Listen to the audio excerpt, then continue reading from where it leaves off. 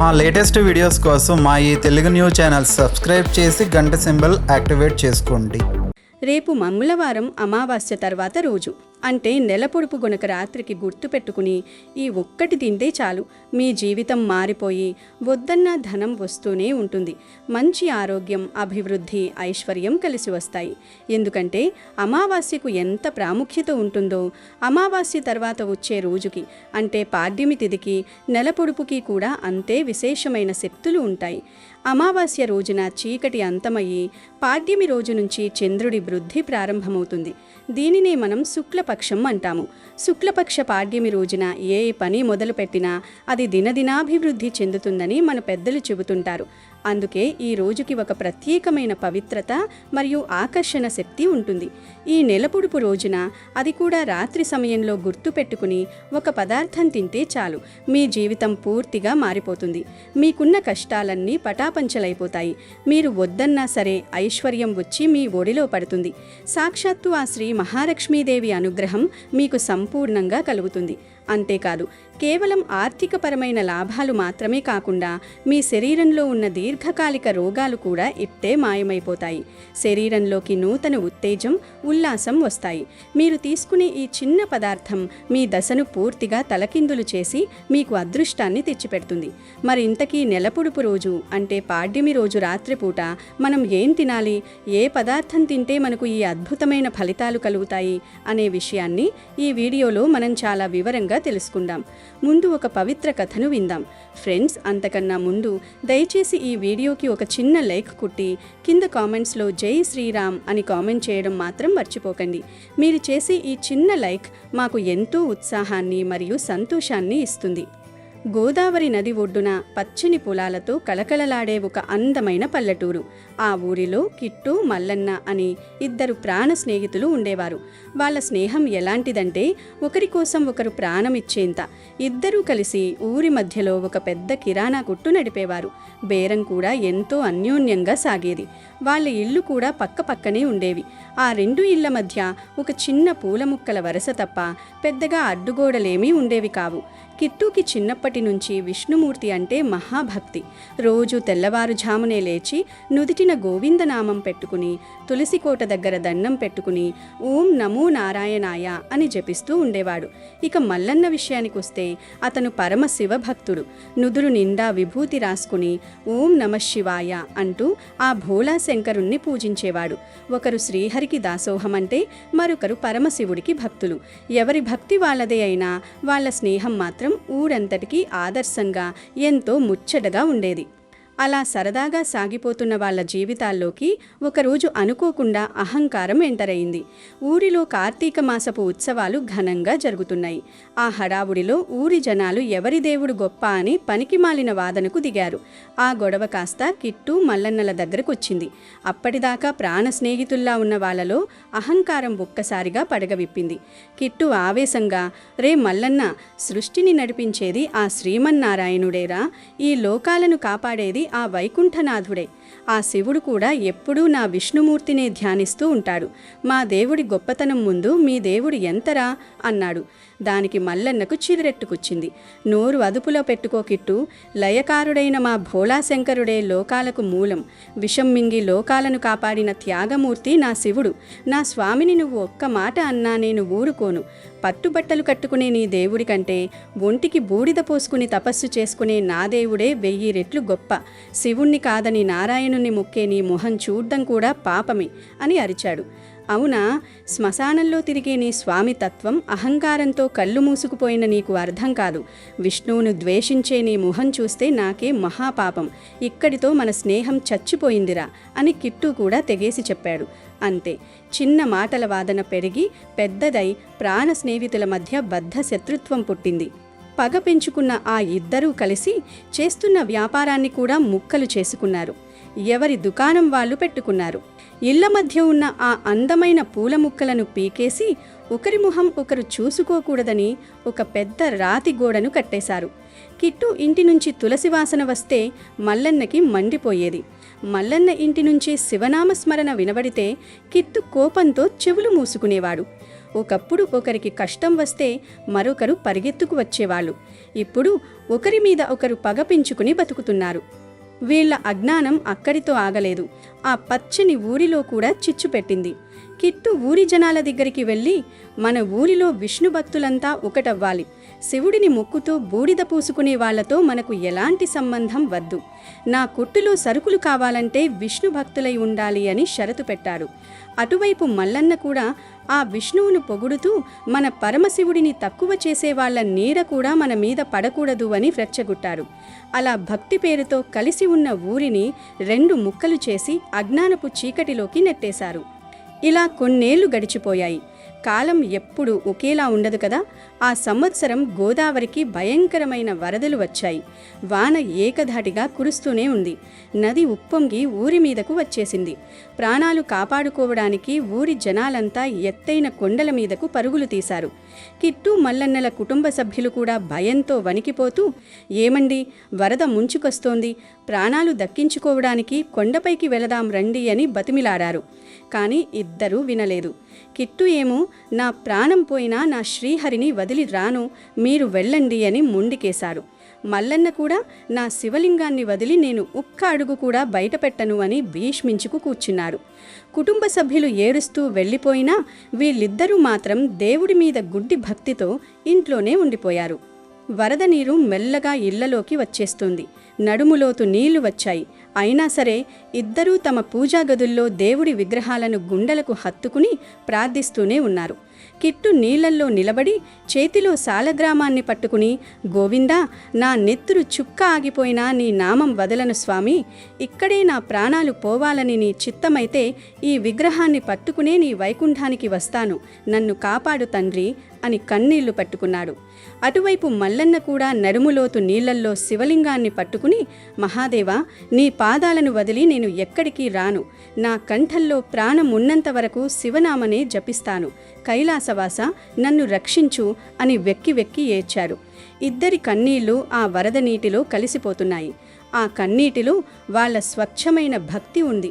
అదే సమయంలో పక్కవాడిపై ఉన్న ద్వేషం కూడా ఉంది. వాళ్ళ పిచ్చి అజ్ఞానాన్ని వదిలించడానికి ఆ భగవంతుడే స్వయంగా రంగంలోకి దిగాలని నిర్ణయించుకున్నారు. హఠాత్తుగా కిట్టు పూజాగదిలో నీళ్లన్నీ మాయమైపోయాయి. కళ్ళు చెదిరే ఒక దివ్యమైన కాంతి గదిలో వ్యాపించింది. కిట్టు ఆనందంగా తలెత్తి చూశారు. కానీ అక్కడ విష్ణుమూర్తి లేరు. తలపై గంగ, మెడలో పాము, చేతిలో త్రిశూలంతో సాక్షాత్తు పరమశివుడు చిరునవ్వులు చిందిస్తూ నిలబడి ఉన్నారు. కిట్టు చేతిలో ఉన్న సాలగ్రామం కింద పడిపోయింది. వణికిపోతూ, స్వామి, నువ్వు కైలాసనాథుడివి కదా, నా వైకుంఠవాసుడేడి, నేను నిన్ను ఎప్పుడూ కొలవలేదే, నా విష్ణువును వదిలి నువ్వెందుకు వచ్చావు ప్రభు అని అడిగాడు.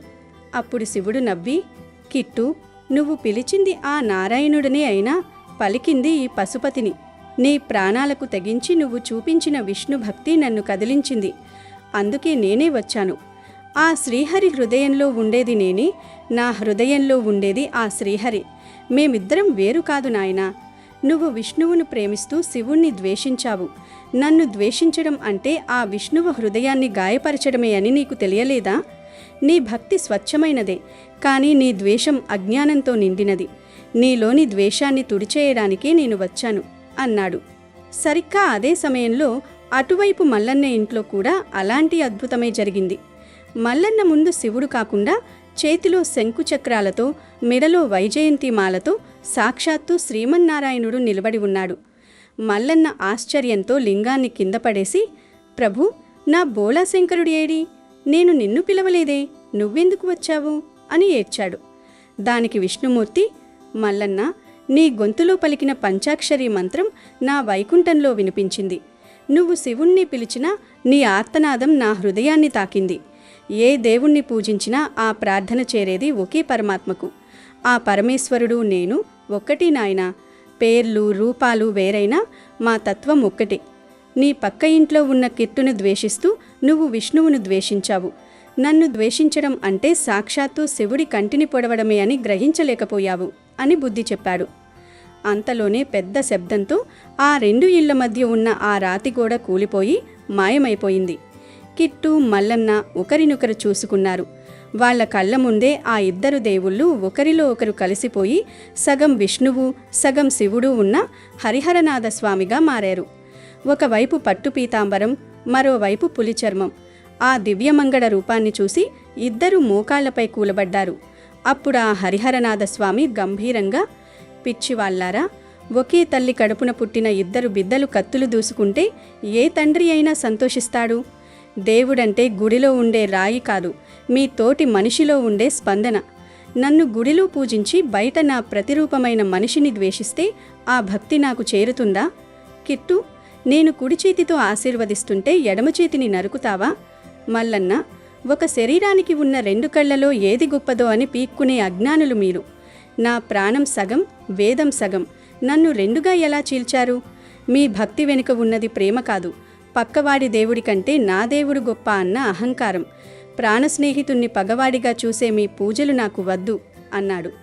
ఆ మాటలకి కిట్టు, మల్లన్నల గుండెలు పగిలిపోయాయి. దేవుడి పేరుతో తాము ఎంత నీచంగా ప్రవర్తించామో, వాళ్ళ అహంకారం వాళ్లను ఎంతటి అందుల్ని చేసిందో స్పష్టంగా అర్థమైంది. ఇద్దరూ బోరున ఏడుస్తూ, తండ్రి, మమ్మల్ని క్షమించు. అహంకారంతో కళ్ళు మూసుకుపోయి మా స్నేహాన్ని, ఊరి జనాల్ని విడదీశాము.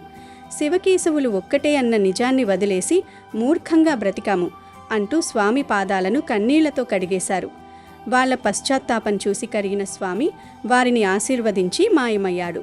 ఆ క్షణమే వరద కూడా తగ్గిపోయి ఊరు మామూలు స్థితికి వచ్చింది.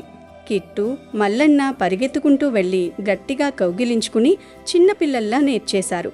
ఆ రోజు నుంచి వాళ్ళిద్దరూ మళ్ళీ కలిసిపోయి దుకాణాన్ని కలుపుకుని శివకేశవులొక్కటే, మనుషుల మధ్య ద్వేషం వద్దు అని ఊరందరికీ చాటి చెబుతూ ఎంతో ఆనందంగా జీవించారు. ఇక ఏమాత్రం ఆలస్యం చేయకుండా నేరుగా వీడియోలోకి వస్తే, మన సనాతన ధర్మంలో మరియు జ్యోతిష్య శాస్త్రంలో కాలానికి, తిథులకు మరియు మనం తీసుకునే ఆహారానికి ఎంతో దగ్గరి సంబంధం ముడిపడి ఉంది. మనం ఏ తిథిలో ఏం చేస్తున్నాం, ఎలాంటి ఆహారం తీసుకుంటున్నాం అనే దానిపై మన భవిష్యత్తు ఆధారపడి ఉంటుంది. కొన్ని నిర్దిష్టమైన పదార్థాలను కొన్ని విశేషమైన తిథులలో గనక మనం తింటే మనకు విపరీతంగా కలిసి వస్తుంది. మన జాతకంలో ఏవైనా గ్రహదోషాలు, నవగ్రహ పీడలు ఉంటే అవి వెంటనే తొలగిపోతాయి. దురదృష్టం పూర్తిగా తొలగిపోయి మన తలరాతే మారిపోతుంది అనడంలో ఎలాంటి సందేహం లేదు. ధనానికి ఎప్పటికీ లోటనేది రాకుండా ఉంటుంది. ఎంత కష్టపడినా పైకి రాలేకపోతున్నాం, ఏదో ఒక అడ్డంకి వస్తుంది అనుకునేవారికి అదృష్టం వరిస్తుంది. కష్టాలు ఎన్నటికీ మీ దరి చేరవు. ముఖ్యంగా అష్ట ఐశ్వర్యాలు ప్రసాదించే లక్ష్మీదేవి అనుగ్రహం ఎల్లప్పుడూ మీ ఇంటిపై ఉంటుంది. దీనివల్ల ఆర్థిక ఇబ్బందులన్నీ తొలగిపోయి మంచి ఆరోగ్యం కూడా కలిసి వస్తుంది. నెలపొడుపు రోజున ఆకాశంలో చంద్రుడి కళలు పెరగడం ఎలాగైతే మొదలవుతుందో అదేవిధంగా మన జీవితంలో కూడా ఆర్థికపరమైన అభివృద్ధి, సుఖశాంతులు పెరగడం మొదలవుతాయి. ఈ పవిత్రమైన సమయంలో రాత్రిపూట ఒక ప్రత్యేకమైన మిశ్రమాన్ని తినడం వల్ల మన శరీరంలోని జీవక్రియలు మెరుగుపడి అద్భుతమైన ఆరోగ్యంతో పాటు అదృష్టం కూడా సిద్ధిస్తుంది. మరి ఇంతకీ మనం ఏం తినాలంటే, ఈరోజు రాత్రి అంటే నెలపొడుపు రోజు రాత్రి మీ భోజనం పూర్తి అవ్వగానే మీరు తినాల్సిన ఆ అద్భుతమైన పదార్థం నెయ్యి మరియు బెల్లం. అవును, మీరు విన్నది అక్షరాల నిజం. శుద్ధమైన ఆవు నెయ్యి మరియు కొద్దిగా బెల్లం, ఈ రెండింటినీ కలిపి ప్రతి ఒక్కరూ తప్పనిసరిగా తినాలి. మన పూర్వీకులు భోజనం చేసిన తర్వాత చివర్లో ఎప్పుడూ ఏదో ఒక తీపి పదార్థం తినడం అలవాటుగా చేసుకునేవారు. దానికి అసలైన కారణం ఈ ఆరోగ్య మరియు జ్యోతిష్య రహస్యమే. ఈ విధంగా నెయ్యి, బెల్లం కలిపి తింటే ఒంట్లో ఎలాంటి మొండి రోగాలున్నా, నొప్పులున్నా ఇట్టే పోతాయి. అంతేకాకుండా సాక్షాత్తు ఆ శ్రీ మహాలక్ష్మీదేవి అనుగ్రహం కలుగుతుందని మన ధర్మశాస్త్రాలు, ఆయుర్వేద గ్రంథాలు గ్రంథపదంగా చెబుతున్నాయి. మరి ఈ నెయ్యి, బెల్లం మనం ఎలా కలిపి తినాలంటే, ఒక చిన్న బెల్లం ముక్కను తీసుకోండి. మరీ ఎక్కువ మోతాదులో అవసరం లేదు. కేవలం ఒక చిన్న టాబ్లెట్ లేదా గోళీ అంత సైజులో ఉన్న బెల్లం ముక్కను తీసుకొని దానిని శుద్ధమైన ఆవు నెయ్యిలో బాగా ముంచి తీసేసి నేరుగా నోట్లో వేసుకుని మెల్లగా చప్పరిస్తూ తినేయండి. ఇలా నెమ్మదిగా చప్పరిస్తూ తినడం వల్ల అందులోని ఔషధ గుణాలు మన నోటిలోని లాలాజలంతో కలిసి నేరుగా మన శరీరానికి అద్భుతమైన ప్రయోజనాలను ఇస్తాయి. ఒకవేళ అలా ముంచి తినడం ఇష్టం లేనివారు లేదా పంటి సమస్యలు ఉండి చప్పరించలేనివారు ఆ చిన్న బెల్లం ముక్కని మెత్తగా పొడిలా చేసేసి ఆ పొడిలో కొద్దిగా కరిగించిన ఆవు నెయ్యి కలిపి చిన్న ముద్దలా చేసుకుని తినేయండి. ఈ 2 పద్ధతుల్లో మీరు మీకు వీలైన విధంగా ఎలా తిన్నా సరే మీకు 100% మంచి ఫలితాలు వస్తాయి. ఈ నెయ్యి మరియు బెల్లం కలయిక అనేది కేవలం మనకు రుచినిచ్చే ఒక ఆహారం మాత్రమే కాదు, ఇది ఎన్నో రోగాలను నయం చేసే ఒక దివ్య ఔషధమని మనం చెప్పుకోవచ్చు. ఆయుర్వేదం ప్రకారం బెల్లం మన శరీరంలో రక్తాన్ని శుద్ధి చేస్తుంది, ఐరన్ లోపాన్ని తగ్గించి రక్తహీనత రాకుండా కాపాడుతుంది. అలాగే మన జీర్ణ వ్యవస్థను ఎంతగానో మెరుగుపరుస్తుంది. రాత్రి భోజనం తర్వాత ఈ చిన్న బెల్లం ముక్క నెయ్యి తినడం వల్ల మనం తిన్న ఆహారం చాలా త్వరగా మరియు సులభంగా జీర్ణమవుతుంది. దీనివల్ల గ్యాస్, ఎసిడిటీ లేదా మలబద్ధకం లాంటి ఉదర సంబంధిత సమస్యలు అసలు దరిచేరవు. అంతేకాకుండా రాత్రిపూట ఎవరైతే నిద్రలేమితో బాధపడుతున్నారో వారికి ఇది చాలా అద్భుతంగా పనిచేసి ప్రశాంతమైన నిద్ర పట్టేలా చేస్తుంది. ఇక నెయ్యి విషయానికొస్తే స్వచ్ఛమైన ఆవు నెయ్యిలో సకల దేవతలు కొలువై ఉంటారని మన వేదాలు మరియు పురాణాలు చెబుతున్నాయి. యజ్ఞ యాగాదులలో హోమం చేయడానికి, దేవతలకు నైవేద్యం సమర్పించడానికి మనం నెయ్యిని అందుకే విశేషంగా ఉపయోగిస్తాము. నెయ్యి అనేది సాక్షాత్తు ఆ లక్ష్మీదేవికి అత్యంత ప్రీతిపాత్రమైనది. ఆవు నెయ్యిని క్రమం తప్పకుండా తీసుకోవడం వల్ల మన కంటి చూపు మెరుగుపడుతుంది, చర్మం నిగనిగలాడుతూ యవ్వనంగా కనిపిస్తుంది, ఎముకలు, కండరాలు దృఢంగా మారుతాయి, మన రోగ నిరోధక శక్తి అమాంతం పెరిగిపోయి ఎలాంటి వైరస్లు, ఇన్ఫెక్షన్లు మన దరి చేరవు. దీనిని మనం జ్యోతిష్య శాస్త్రపరంగా పరిశీలించి చూసుకుంటే బెల్లం అనేది సూర్య భగవానుడికి మరియు కుజగ్రహానికి సంబంధించిన ఒక పవిత్రమైన పదార్థం. సూర్యుడు ఒక వ్యక్తికి సమాజంలో కీర్తి ప్రతిష్టలను, రాజయోగాన్ని మరియు సంపూర్ణమైన ఆరోగ్యాన్ని ప్రసాదిస్తే, కుజుడు ఆ వ్యక్తికి ఏ పనికైనా వెనుకాడని ధైర్యాన్ని, ఆత్మవిశ్వాసాన్ని మరియు భూమి, ఆస్తుల లాభాలను ఇస్తాడు. ఇక నెయ్యి అనేది గురుగ్రహానికి మరియు శుక్రగ్రహాలకు ప్రతీకగా పరిగణిస్తారు. జాతకంలో గురుగ్రహం బలంగా ఉంటే వారి జీవితంలో విద్యాభివృద్ధి, సంతాన ప్రాప్తి, అపారమైన ఆర్థిక వృద్ధి మరియు అదృష్టం వాటంతట అవే కలుగుతాయి. అదేవిధంగా శుక్రగ్రహం అనుగ్రహం వల్ల మనిషికి భోగభాగ్యాలు, విలాసవంతమైన జీవితం, అందం, ఆకర్షణ మరియు ఊహించని ధనలాభం సిద్ధిస్తాయి. కాబట్టి ఎంతో పవిత్రమైన పాడ్యమి రోజు రాత్రి ఈ సకల గ్రహాలకు సంబంధించిన నెయ్యి మరియు బెల్లం మిశ్రమాన్ని కలిపి తినడం వల్ల మన జాతకంలో ఉన్న గ్రహ దోషాలు, దృష్టి దోషాలు ఏమైనా ఉంటే అవి వెంటనే శాంతిస్తాయి. నవగ్రహాల అనుగ్రహం మనపై ఎల్లప్పుడూ ఉంటుంది. ఆ లక్ష్మీ కటాక్షం మన ఇంటికి సిద్ధిస్తుంది. మన ఇంట్లో ఉండే నెగిటివ్ ఎనర్జీ అంతా పటాపంచలైపోయి పాజిటివ్ ఎనర్జీ వృద్ధి చెందుతుంది. ఇలా ప్రతిరోజు తినగలిగితే మరీ మంచిది. కానీ అలా కుదరని వారు, సమయం లేనివారు కనీసం నెలకు ఒక్కసారి అమావాస్య తర్వాత వచ్చే నెల పొడుపు రోజు రాత్రిపూటైనా సరే ఇలా చేయడం వల్ల మీ జీవితంలో వచ్చే అద్భుతమైన మార్పులను మీరే స్వయంగా కళ్ళారా చూస్తారు. మీరు చేసే వృత్తి వ్యాపారాలలో ఇంతకాలం ఉన్న ఆటంకాలు, నష్టాలు పూర్తిగా తొలగిపోతాయి. ఉద్యోగం కోసం ప్రయత్నించే యువతీ యువకులకు సానుకూల ఫలితాలు వస్తాయి. వారి కోరుకున్న ఉద్యోగం లభిస్తుంది. అలాగే కుటుంబంలో భార్యాభర్తల మధ్య, అన్నదమ్ముల మధ్య ఉండే మనస్పర్ధలు, గొడవలు తొలగిపోయి వారి మధ్య అవగాహన, అనురాగం విపరీతంగా పెరుగుతాయి. మీకు రావలసిన మొండి బకాయిలు వసూలవుతాయి. మీరు చేసిన అప్పులు త్వరగా తీరిపోయి మానసిక ప్రశాంతత చేకూరుతుంది. దారిద్ర్య బాధలు, ఆర్థిక కష్టాలు మీ ఇంటి నుండి శాశ్వతంగా తొలగిపోయి మీ ఇంట ఎప్పుడూ సిరి సంపదలు, ధనధాన్యాలు తాండవిస్తాయి. ఇది కేవలం మనకు ఆకలి తీర్చే ఒక సాధారణ ఆహారం మాత్రమే కాదు, మన సంపూర్ణ ఆరోగ్యానికి మరియు అద్భుతమైన అదృష్టానికి మార్గదర్శి లాంటిది. ఇది ఆచరించడానికి ఎలాంటి ఖర్చు కూడా ఉండదు. మన ఇంట్లో దొరికే వస్తువులే కాబట్టి ఎంతో సులభంగా ప్రతి ఒక్కరూ చేయవచ్చు. కాబట్టి రేపు అమావాస్య తర్వాత వచ్చే నెల పొడుపు రోజు రాత్రి భోజనం చేసిన తర్వాత తప్పకుండా అందరూ ఈ పదార్థాన్ని తిని శుభ ఫలితాలను పొందండి. అమెజాన్లో బెస్ట్ డిస్కౌంట్స్ కోసం వీడియో డిస్క్రిప్షన్లో లింకు ఉంది చూడండి. అలాగే మా టెలిగ్రామ్ ఛానల్ సబ్స్క్రైబ్ చేసుకోండి.